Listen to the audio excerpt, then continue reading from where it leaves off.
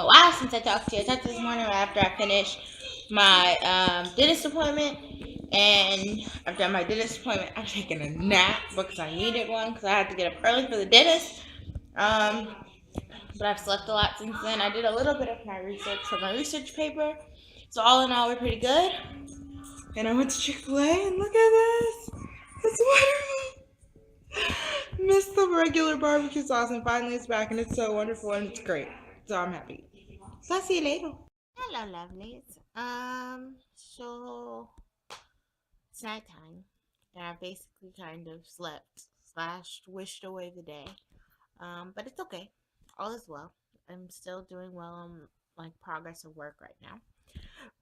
But it's time for the quote of the day. I actually picked this quote because it's on Power, and I had just watched Donald Trump's first official like addressing of the nation, where he laid out his 100-day plan, and a lot of it's not going to affect us immediately. I don't think. A lot of it's going to be like restrictions on environmental stuff and taking those away that will end up affecting global warming long term, but maybe not short term. His ethics reform, I'm really kind of confused about, and I'm gonna have to look into. Like, he has this thing about government officials never being able to lobby for other countries, and there being a 5-year gap where they can lobby for companies. So I'm not sure if that's something new or something that's been in place or something that's actually good. So I'm not sure. And I'm not sure if you can actually like.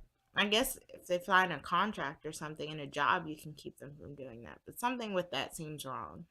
So I want to look into that. But anyway, that's not the quote of the day. Quote of the day is: nearly all men can stand adversity, but if you want to test a man's character, give him power. Abraham Lincoln. And I think, I don't know if you've heard of Hobbes, but he's a kind of political sciencey philosopher type person. And he has this thing or this saying basically that if all men were angels, then we wouldn't need government. So basically, because of the human condition, it's why we need people to run society and to create order. And so, because of that, we have, with that creation of order comes other people having power. And with power, only certain people can handle power. And unfortunately, it's usually the few people that don't want power that do the best in handling it.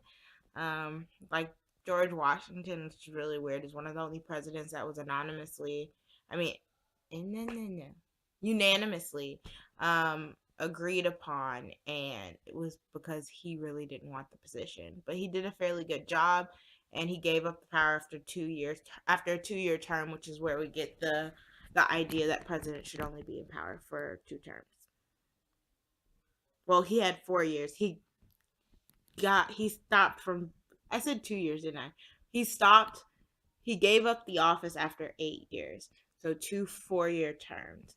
And that's how we get the precedent for presidents only staying in power for 2 terms. All right, after that mini history lesson / long rant, I'm going to call it a night. So on that note, I'm signing off. I'm Raven, and this is my Eyeview.